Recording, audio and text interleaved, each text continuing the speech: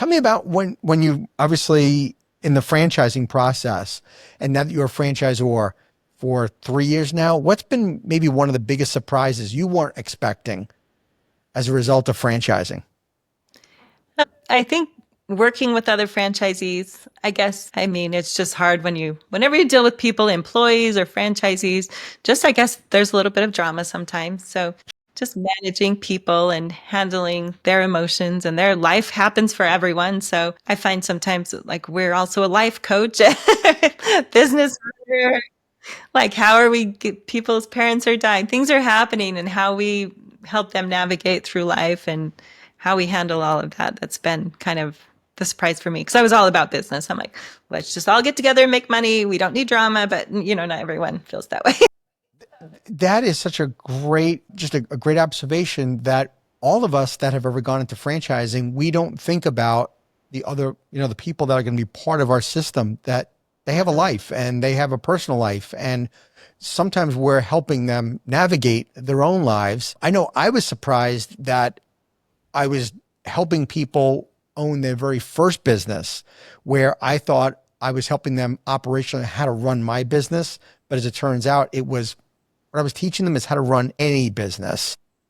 And you're dealing with people whose lives, are sometimes are in turmoil, or sometimes I found somebody coming to my like discovery day where I'm like, wow, this person's a great fit, but they were in their wrong stage of life and they were having the challenges that you couldn't see on paper.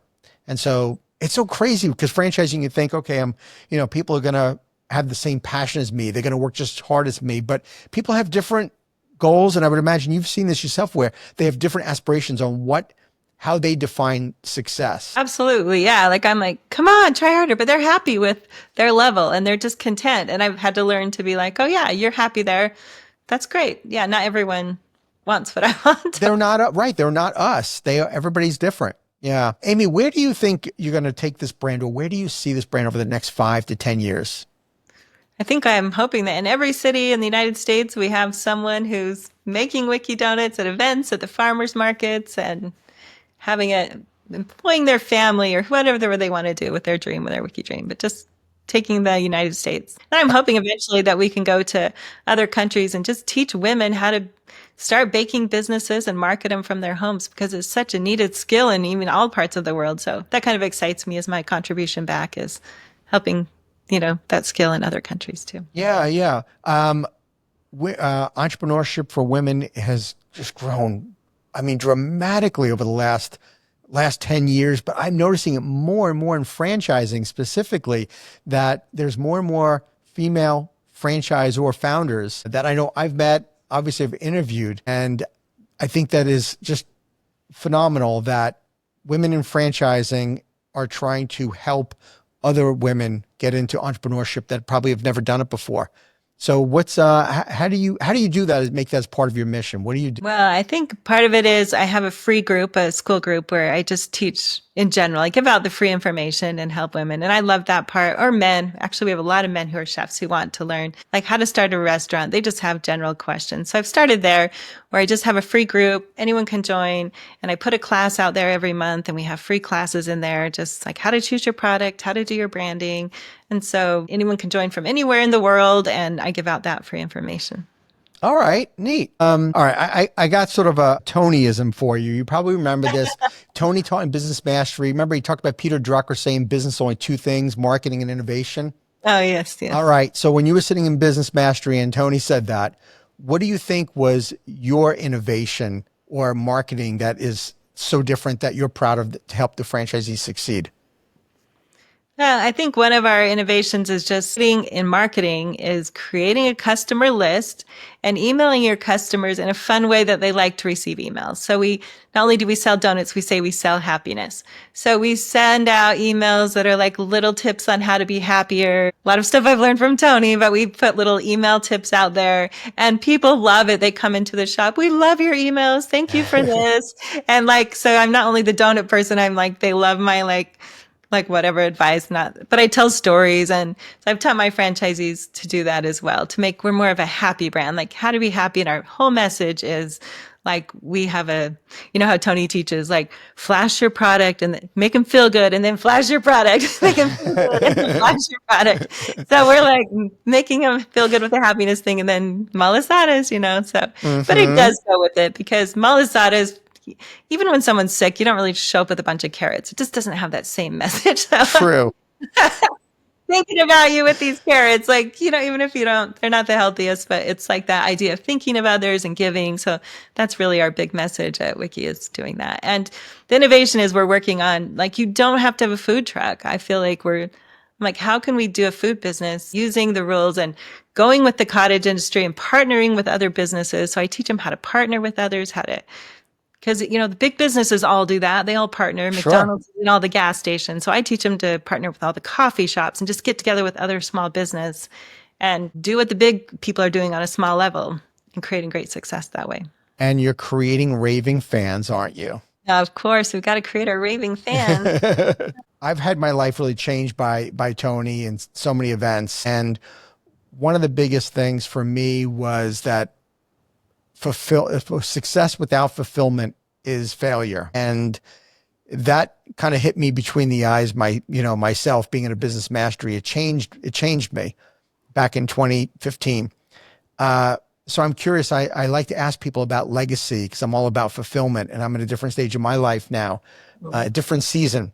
What legacy, Amy, do you see this for yourself that you hope to leave and helping in others?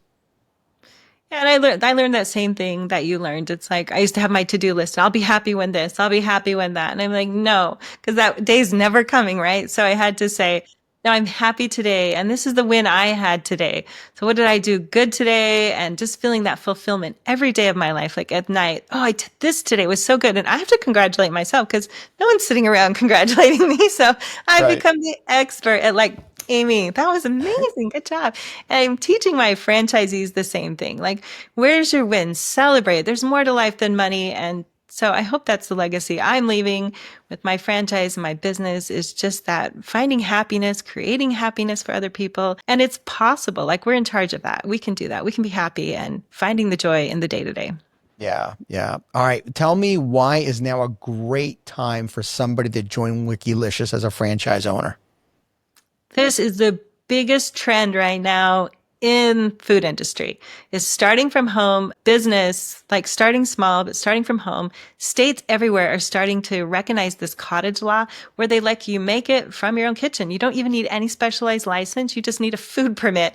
And I got, like, some states are like $50 for this cottage law, and they don't come inspect it. It's not a big deal. And they're making it way accessible to help the average person just start a food business. So in the economy that's so unknown, and in a world where you never know what's going to happen, like Tony teaches us, create our own economy, right? Like, make sure that you know how to make money whenever you need something. I have a son who's autistic. He's 20. He stopped brushing his teeth and he had 8 cavities, $1,200 bill. I was like, dude, guess you're selling donuts. So he had to make up the donuts, got a little donut route. He earned $1,200, but he knew how to make money because I taught him that he could go out and sell these donuts, and he knew how to do it. So I think that's so cool. I've seen that. I love that about my franchisees. If they need money, they know exactly how to make it. We have tons that I have my sister who I taught her, and she takes her family on vacation every year to Europe, and she makes them all earn the donut money to go on their vacation. So it's just that cool ability. Like, I can make money if I need to, and I know how. So I think this is a great opportunity and time for that. You're helping people be self-sufficient, which Yeah. does it get any better than that? Yeah. It's That's awesome. amazing. Yeah. Okay. I'm sold. Tell, if you would, tell our audience where they can learn more if they want to become a franchise owner of Wikilicious. Just wikidonuts.com. So if you go there, then you sign up for my list where I give you lots of helpful information, teach you about owning a business, and then you can see if Wiki's good for you. If not, we have lots of information about just starting with other products, or if you want to try your own thing. But the great thing about a franchise is I made all the mistakes. I made all the dough recipes wrong. I saw everything. I wasted all the money on finding good events. I did all the mistakes. So you can just come join me and I'll save you all the trouble. Be your coach. You don't have Yeah. to worry about it. That's the reason why you become a franchise owner. I agree with you. They don't have to go at it alone. and they don't have to learn, by making mistakes, because it could get really, really expensive. And also psychologically, it is draining when you're making mistakes and you're not given that right guidance, and you start, maybe you don't have that support from other people around you, that they start to see you fail. And that's the reason why you become part of a successful franchise brand, is because you don't have to make those mistakes. You don't. And you get a mentor you automatically have a mentor to help you through it all and to motivate you or whatever you need. So Yeah. Absolutely. Cool. All right. I got a last question for you, Amy. I finish every podcast with a franchise tip jar, because the franchise community is so generous with sharing information. So I'm going to end with this.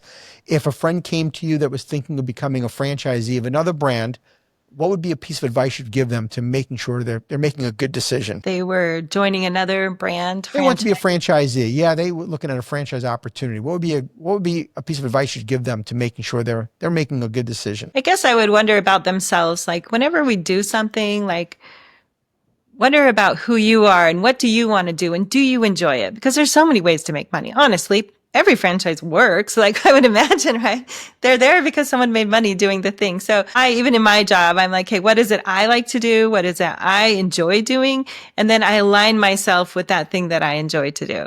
Because if you don't like to do it, even if you make a lot of money, like you said, with fulfillment, it is not very joyous. And then, or if you say, I love marketing, but I don't like this part, then how can you hire someone to do the part that you don't want to do? Because I've found great success in hiring a team around me. So I can do only what I love and everyone else does the rest. So if I were looking at a franchise, I would say, what is doing that going to be something I enjoy, or how can I hire to fill the parts that don't fulfill me and that I don't love? Awesome. Amy, that's great advice. Thank you so much for being on the show. I appreciate it. Wish you all the continued success with Wiki-Licious. Thank you. It was great meeting you. Thanks for this opportunity. Thank you for tuning into the Emerging Franchise Brands podcast. For additional insights, guest applications, and to stay connected, visit us at efbpodcast.com. The Emerging Franchise Brands podcast is for entertainment purposes only, and the views expressed do not necessarily represent those of Emerging Franchise Brands, its host Frank Fumey, or Emerging Franchise Group LLC. Any discussed franchise or investment opportunity requires thorough investigation, obtaining proper disclosure documents, and expert consultation before making any investment decisions.